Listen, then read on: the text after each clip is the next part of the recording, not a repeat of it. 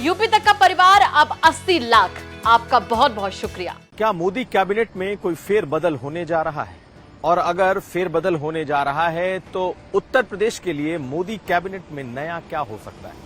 इसकी कैसी चर्चा, कैसा बज़ इस वक्त उत्तर प्रदेश में है, हम इसे समझने की कोशिश करेंगे। ये भी जानिए कि चंद्रशेखर आजाद रावण पर हमला करने वालों के साथ जेल में क्या हुआ है, जो हमलावर थे उन्होंने कौन सी शिकायत दी है और हमला करने वालों ने क्या कहा है, क्या कार्रवाई हुई है, यह भी जान लीजिए। और साथ साथ ओम प्रकाश राजभर कैसे अब अखिलेश यादव और शिवपाल यादव दोनों को अपने निशाने पर ले रहे हैं उनके हमलों के बाद। ये तमाम खबरें आज का यूपी में। नमस्कार, मैं हूं कुमार अभिषेक, आप देख रहे हैं यूपी तक। हम हाजिर अपने न्यूज शो आज का यूपी लेकर। तो इन दिनों उत्तर प्रदेश में मोदी कैबिनेट में फेरबदल को लेकर सियासी हलकों में काफी तेज चर्चा है। चर्चा यह है कि प्रधानमंत्री मोदी के कैबिनेट में संभावित फेरबदल हो सकता है। दूसरे राज्यों को लेकर क्या है ये तो कहना मुश्किल है, लेकिन उत्तर प्रदेश से क्या है इसे लेकर खूब चर्चा गर्म है। वो बीजेपी दफ्तर हो, बीजेपी के बड़े नेता हो या और भी जो लोग हैं, वो इस बारे में इन दिनों खूब चर्चा दबी जुबान से कर रहे हैं कि क्या कोई नया चेहरा उत्तर प्रदेश से मोदी कैबिनेट में जाएगा। क्या जो इस वक्त मोदी कैबिनेट में लोग उत्तर प्रदेश से हैं, क्या उसमें से कुछ बाहर जाएंगे? कौन हो सकते हैं, कौन लोग ऐसे हैं जो या तो कैबिनेट में आएंगे या फिर मोदी कैबिनेट से बाहर जाएंगे? चर्चा बहुत तेज है कि 9 जुलाई के आसपास इस मामले में कोई फैसला हो जाए या फिर 9 तारीख को हो सकता है कि मंत्रिमंडल में फेरबदल हो जाए। हम सिर्फ चर्चाओं की बात कर रहे हैं, हम सिर्फ बज़ की बात कर रहे हैं। पुष्टि कुछ भी नहीं है, लेकिन बीजेपी सर्किल में यह चर्चा है कि कई ऐसे चेहरे जो प्रधानमंत्री मोदी के कैबिनेट में हैं, उन्हें बाहर का रास्ता दिखाया जा सकता है। यह भी चर्चा है कि कोई बड़ा ब्राह्मण चेहरा मोदी कैबिनेट में शामिल हो सकता है। कौन हो सकता है वो बड़ा ब्राह्मण चेहरा? फिलहाल इसकी सिर्फ कयासबाजी चल रही है।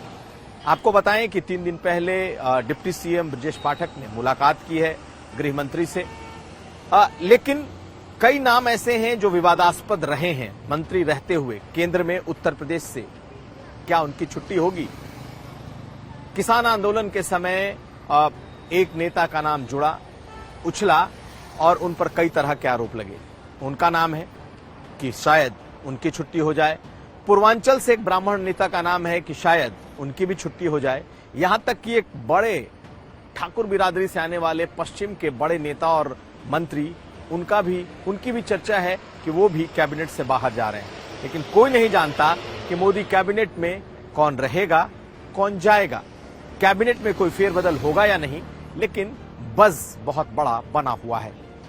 ऐसी स्थिति में 2024 के पहले यह माना जा रहा है कि हो सकता है कि कोई बड़ा फेरबदल प्रधानमंत्री मोदी के कैबिनेट में हो और उसमें उत्तर प्रदेश एक अहम तरीके से अपना रोल निभाए। अब देखना यह है कि अगर ब्राह्मण चेहरे की बात की जा रही है तो वो कौन हो सकता है, हटाने की बात की जा रही है तो वो कौन कौन चेहरे हो सकते हैं। लेकिन अगर कोई फेरबदल हुआ तो उत्तर प्रदेश से उसमें बहुत कुछ होगा, ये तय है।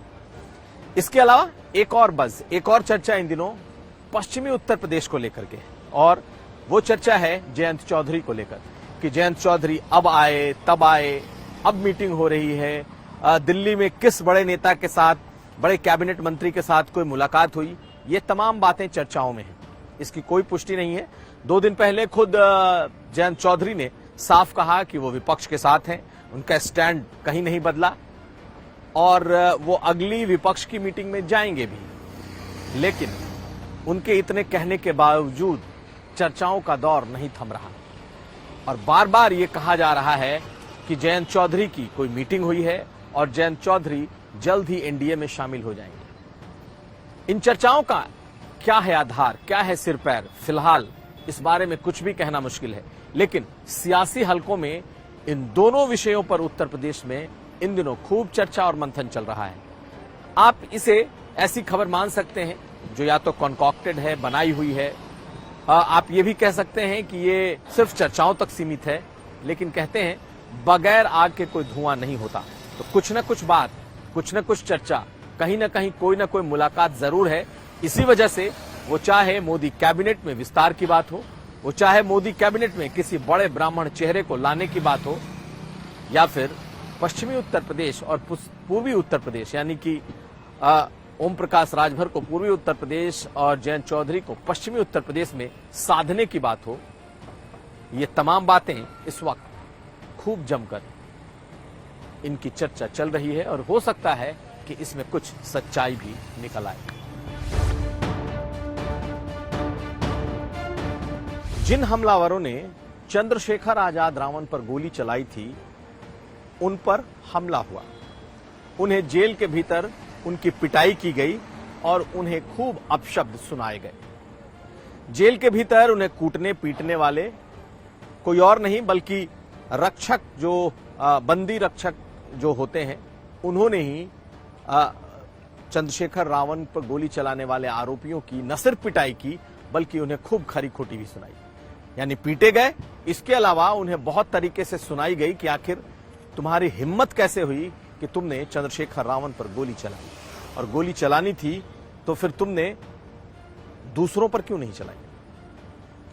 ये बात तब निकलकर सामने आई जब लवीस, विकास, ये दोनों आरोपी और इनके साथ दो और आरोपी जो कि सहारनपुर जेल में बंद हैं, उनसे मिलने उनके परिजन जेल पहुंचे। पहले तो उनकी मुलाकात कई बार नहीं हो पाई, लेकिन जब उनसे मुलाकात हुई है तब उन परिजनों ने ये आरोप लगाया है कि जो बंदी रक्षक हैं, यानी कि वहां जो तैनात सुरक्षाकर्मी हैं, उन सुरक्षाकर्मियों ने ही इन चारों जो हमलावर हैं जो इस वक्त सहारनपुर जेल में बंद हैं, लवीस, विकास सरीखे जो नाम है, उनकी खूब भरपेट पिटाई की, और ऐसी वैसी पिटाई नहीं, बहुत जबरदस्त पिटाई की, और साथ साथ उन्हें खूब सुनाया भी है कि आखिर इतनी हिम्मत कैसे हुई कि तुमने चंद्रशेखर आजाद पर गोलियां चला दी।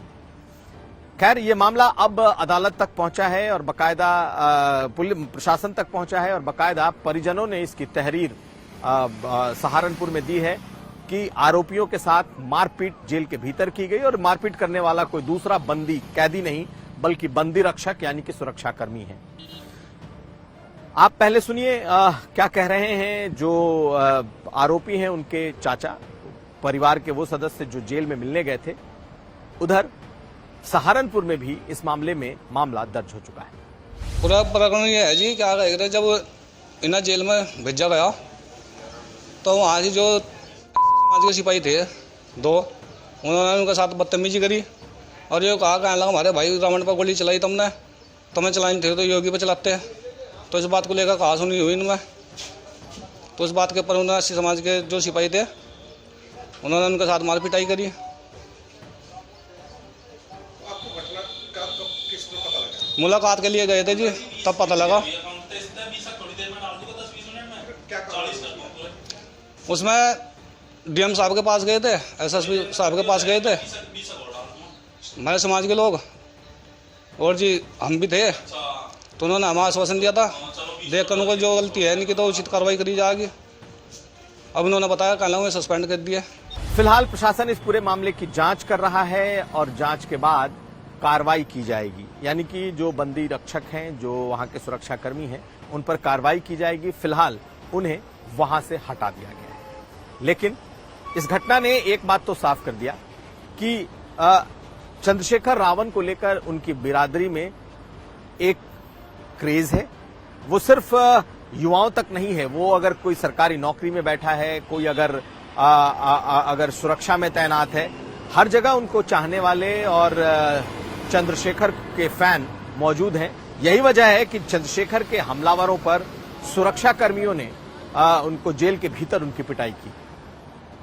देखना यह है कि उनकी फैन फॉलोइंग और किस तरीके से दिखाई देती है। अभी हाल के दो बयान आपको याद होंगे। दोनों बयान समाजवादी पार्टी के दो बड़े नेताओं ने दिया। अखिलेश यादव ने ओम प्रकाश राजभर को याद दिलाया और चेतावनी दी। कहा था कि ओम प्रकाश राजभर ज्यादा ना बोलें, अगर ज्यादा बोलेंगे तो उनके पास गिनती के विधायक रह जाएंगे, 1, 2, 3 से ज्यादा नहीं गिन पाएंगे, यानी कि उनके विधायक दल में टूट हो जाएगी और उनके विधायक तोड़ लिए जाएंगे या फिर वो टूट जाएंगे।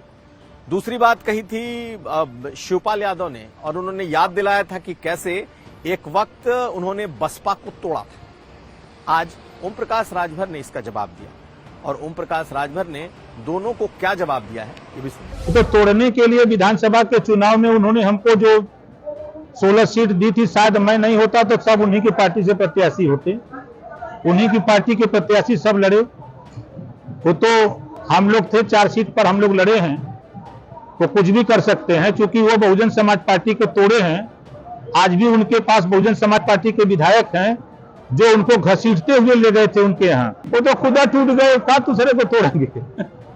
वो प्रगतिशील समाजवादी पार्टी बनाए और बेचारे इतना ताकतवर थे कि फिर समाजवादी पार्टी से चुनाव लड़े और पार्टी का विलय कर दिए। इतने लोगों को उन्होंने धोखा दे दिया। जो अखिलेश जी से नाराज लोग थे वही शिवपाल जी के साथ आए और शिवपाल जी फिर वहीं चले गए।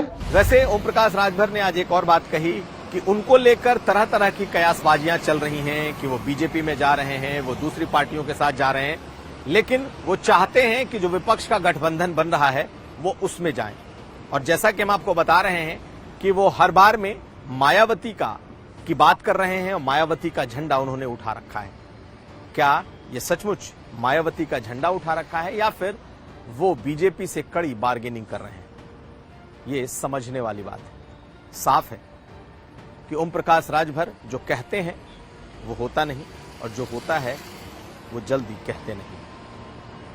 सुनिए ओम प्रकाश राजभर। अभी तो हमारी कोई बात किसी नेता से, किसी दल से नहीं है। हमारी देखिए अभी भी पहली प्राथमिकता है मायावती जी, सोनिया जी, नीतीश जी, अखिलेश जी, जयंत जी, ये लोग इकट्ठा हों। जिस दिन इनको महसूस हो कि राजभर की भी जरूरत है, 2 घंटा पहले हमको बता दें कि फला जगह हम लोग इकट्ठा हो रहे हैं, तो ओम प्रकाश राजभर उन 5 लोगों से पहले ही वहां पहुंच जाएगा। और आज आपको बता दें कि आज 6 जुलाई है। 6 जुलाई को ज्ञानवापी मामले में सुप्रीम कोर्ट को सुनवाई करनी थी, क्योंकि आर्कियोलॉजिकल सर्वे ऑफ इंडिया ने जो बातें कही थी कि वो जो कथित शिवलिंग मिला है उसकी जांच की जा सकती है, उसकी फोरेंसिक जांच की जा सकती है, उसके बारे में बताया जा सकता है, और हाईकोर्ट ने इसकी इजाजत दी थी। लेकिन सुप्रीम कोर्ट ने उस पर अंतरिम रोक लगा दी थी और आज सुप्रीम कोर्ट में उसकी सुनवाई थी। लेकिन किसी कारणों से ये मामला आज टल गया। महिलाओं की तरफ से, उन 4 महिलाओं की तरफ से विष्णु जैन वकील हैं और उन्होंने अर्जेंट यानी तुरंत सुप्रीम कोर्ट से इस मामले को सुनने की अपील की है। अब देखना है कि क्या इस मामले की सुनवाई जल्द होती है या फिर ये ठंडे बस्ते में पड़ा रहता है। तो ये था आज का यूपी। हम फिर हाजिर होंगे, तब तक आप देखते रहिए यूपी तक।